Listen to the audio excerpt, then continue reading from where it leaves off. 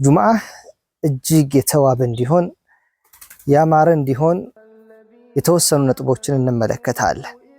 ናም የመጀመሪያው ከአካሎችህ ላይ ያሉ የሆኑ አላስፈላጊ ጠረን የሚያመጡ የሆኑ ነገሮችን ማስወገድ፣ ጥፍርን፣ የብብትን ፀጉር የመሳሰሉ አላስፈላጊ ነገሮችን ማስወገድ። ምክንያቱም ጁምዓ ስትጓዝ ስትሄድ ብዙ ሰዎች ጋር ሰብሰብ ብለህ ነው የምትሰግደው። አንተ ንጽህናህን ካልጠበቅ ሌላውም ንጽህናውን ካልጠበቀ ምናልባት አንድ ላይ በምትሰግዱ ጊዜ ያልሆነ ጠረን ሊኖር ይችላልና እነኚህ ነገራቶችን ጠረን አምጪ የሆኑ ነገራቶችን ማስወገድ አላስፈላጊ ነገሮች ናቸውና። ሁለተኛ አልኢግቲሳል፣ እነዛ ከተወገዱ በኋላ መታጠብ ያስፈልጋል። ረሱል አለይሂ ሰላቱ ወሰላም ብለዋል፣ አንድ ሰው ከታጠበ ከዚያም ወደ ጁምዓ ሰላትን ከሄደም በኋላ በትክክል ኹጥባውን ካዳመጠ ስርዓቱን ጠብቆ የዚህን ሰዓት በተራመደበት ቁጥር ልክ አላህ ተባረከ ወተዓላ አጅርን ይጽፍለታል። ምን አይነት አጅር?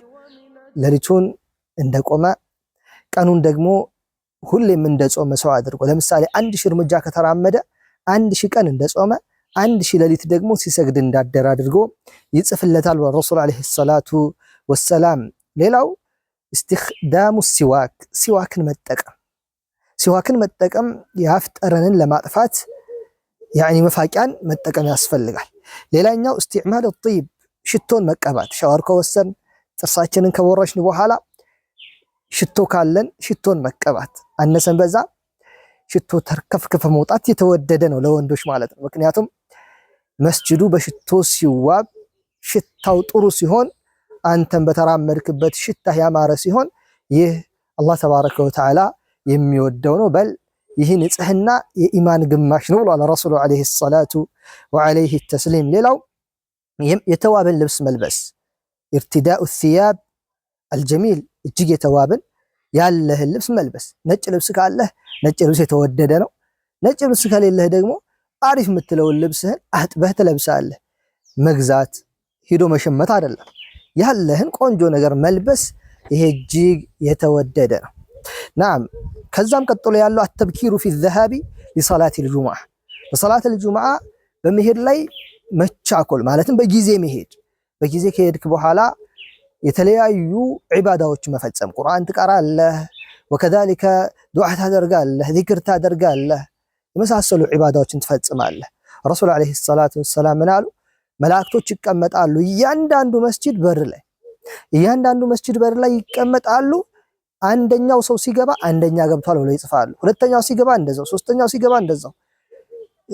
ኹጥባ እስኪጀመር ድረስ ኢማሙ እስኪቀመጥ ድረስ የዚህን ሰዓት ኹጥባ ሲጀመር ወረቀታቸውን ጠቅልለው የሚጽፉበትን ወደ ኹጥባ ማዳመጥ ይገባሉ። እነሱ ዚክርን ያዳምጣሉ። ስለዚህ ያ ከመሆኑ በፊት ቀድሞ ሄድ ብሎ መስጂድ መገኘት ይሄ ጁምዓህን ከሚያስውቡልህ ነገራቶች መካከል ዋነኛው ነው። ሌላኛው አልኢክሳሩ ሚነ ሰላቲ ዐለ ነቢይ ሰለላሁ ዐለይሂ ወሰለም፣ አሰላቱ ወሰላም በረሱል ዐለይሂ ሰላቱ ወሰላም ላይ ሰላዋትን ማብዛት።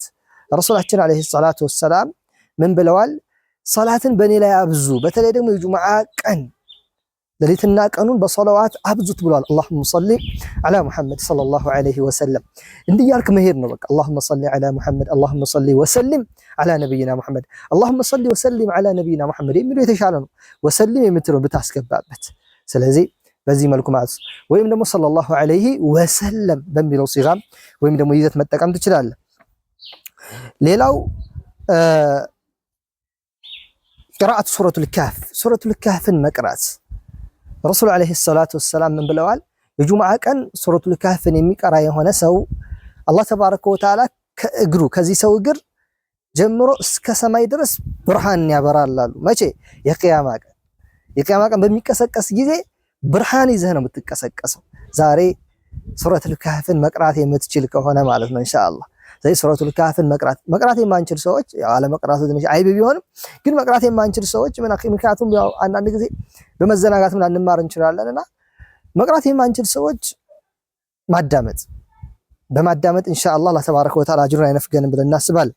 ሌላኛው አልኢክታሩ ሚነ ዱዓ ማብዛት። ምክንያቱም ረሱል አለይሂ ሰላቱ ወሰላም በሐዲሳቸው ብለዋል፣ ጁምዓ ቀን ውስጥ አንዲት ሰዓት አለች።